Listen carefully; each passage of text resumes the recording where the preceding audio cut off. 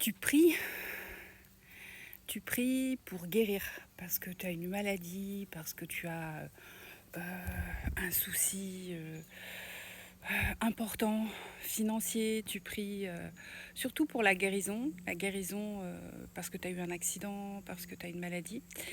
Et il n'y a aucun résultat. Voilà, il n'y a aucun résultat. Et tu sais pas pourquoi, et peut-être que ta foi, elle en prend un coup. Mais peut-être justement, c'est parce que tu n'es pas assez dans la foi. Mais ça, c'est pas pour te culpabiliser que je dis ça. Parce que c'est quoi la foi aussi? C'est s'abandonner à Dieu. C'est avoir confiance. Mais c'est aussi être sur un chemin de droiture. Un chemin pour balayer l'iniquité. Lis le psaume 23. Lis-le, apprends-le par cœur. C'est ce que je vais faire d'ailleurs. Je ne le sais pas encore par cœur, mais je vais l'apprendre par cœur. Et tu sauras que moi, tous les exemples que j'ai eus, je ne dis pas que ça ne peut pas arriver autrement, mais tous les exemples que j'ai eus de témoignages de personnes qui ont guéri de maladies pratiquement incurables, comme la sclérose en plaques, comme des cancers stade 4, comme même un exemple d'une personne qui était atteinte de tuberculose, ça arrive encore à un niveau très très important, incurable. Mais en fait, ces personnes, elles ont prié, prié, prié tous les jours pendant des mois et des mois. Et elles ont suivi un chemin de droiture. Tu comprends? Un chemin de droiture, c'est-à-dire que tu observes ce qu'il y a dans la parole. Il ne suffit pas de prier et puis après d'aller critiquer ton voisin, d'aller dans une sorte de perversion sexuelle, de fumer, de boire à plus qu'il ne faut, évidemment. D'avoir des comportements de jalousie, de critique, enfin je ne sais, tu comprends ce que je veux dire. Si tu veux vraiment observer la parole, tu dois être dans un chemin de droiture. Et la guérison, j'en suis sûre, la guérison va arriver. Mais c'est tous les jours la prière. Et tous les jours, tu dois te comporter comme un être qui suit la parole, comme quelqu'un qui a vraiment compris ce qu'est le chemin que Jésus nous demande de suivre. J'espère que j'ai été claire. Je ne veux pas être dans le jugement parce que moi aussi je suis en chemin et on peut trébucher sur ce chemin. Mais par exemple, quand tu regardes des films sur Netflix, qui est vraiment une plateforme satanique, déjà rien que la couleur du logo, et quand tu regardes tous ces films où il y a vraiment des messages parfois subliminalement sataniques, tu ne t'en rends pas compte, mais ils sont là et ils viennent polluer ton esprit. Tout ça, tu arrêtes ton abonnement, tu enlèves Netflix de tous tes réseaux, téléphone, tablette, ordinateur, télévision, et moins tu regardes la télévision aussi, mieux tu te portes, parce que c'est aussi un biais pour te contrôler, de mind control. Toutes les pratiques que tu peux faire comme le yoga c'est très dangereux puisque les positions que tu adoptes sont des positions de révérence vis-à-vis de démons, de dieux hindous qui sont des démons, puisque le seul Dieu sur terre, c'est Christ, il n'y en a pas d'autre, il y a un seul Dieu, l'Éternel. Donc, et ça, on ne le sait pas la plupart du temps. L'autre fois, j'ai fait une vidéo sur la Kundalini, mais en fait, il ne suffit pas d'activer la Kundalini. Rien que de faire du yoga, c'est faire de la Kundalini. Si tu fais de l'EFT, si tu tires les cartes, si tu fais du tarot, tout ça, du tai chi, du qigong, tout ça sont des dérives sataniques qui vont appeler des démons, qui ouvrent des portes vers des démons, puisque c'est la seule voie, c'est Christ.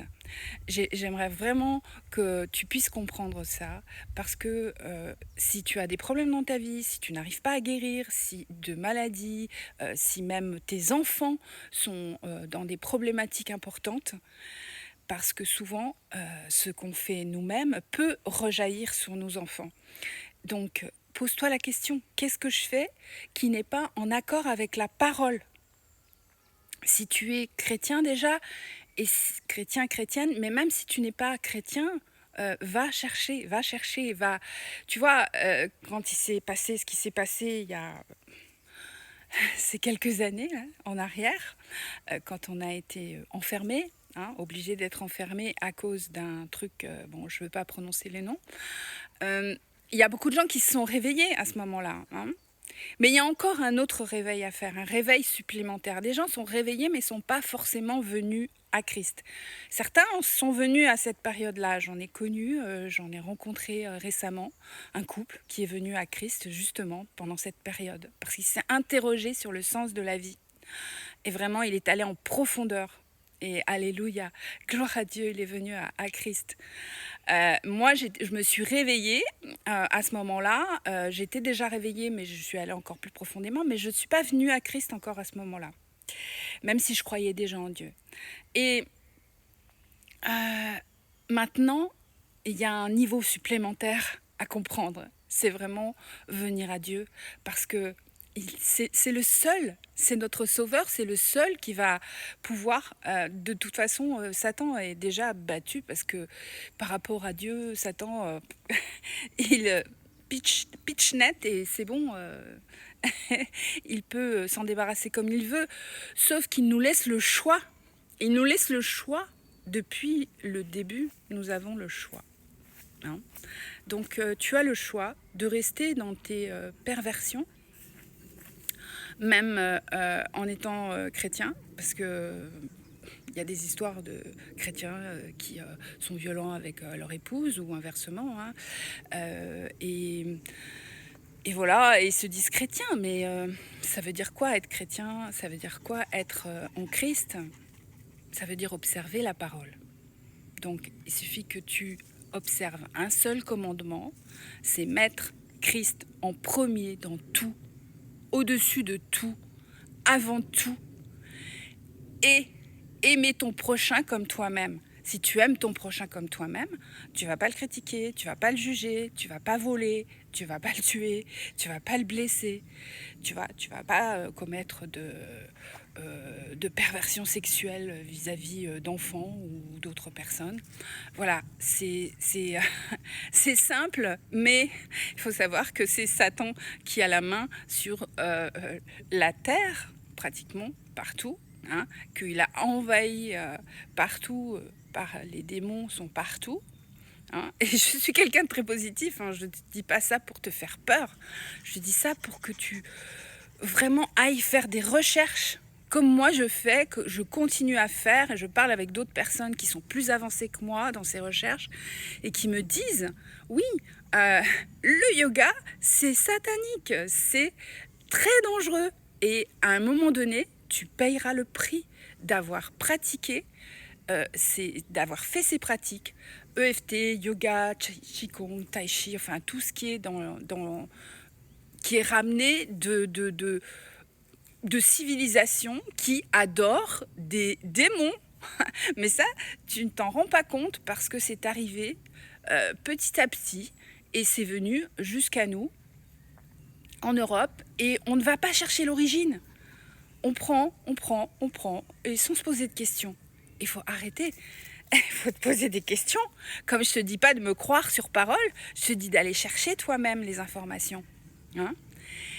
Donc, je te souhaite vraiment de te réveiller et de pouvoir guérir si tu es malade, si tu es désespéré, que ce soit une maladie mentale ou une maladie physique. Tu peux être sauvé. Tu peux, mais il faut suivre la parole. C'est indispensable de suivre la parole si tu veux vraiment que Dieu t'entende jusqu'au bout. Parce qu'il ira jusqu'au bout. Il ne te laissera pas de côté. Je t'assure, il ira jusqu'au bout avec toi.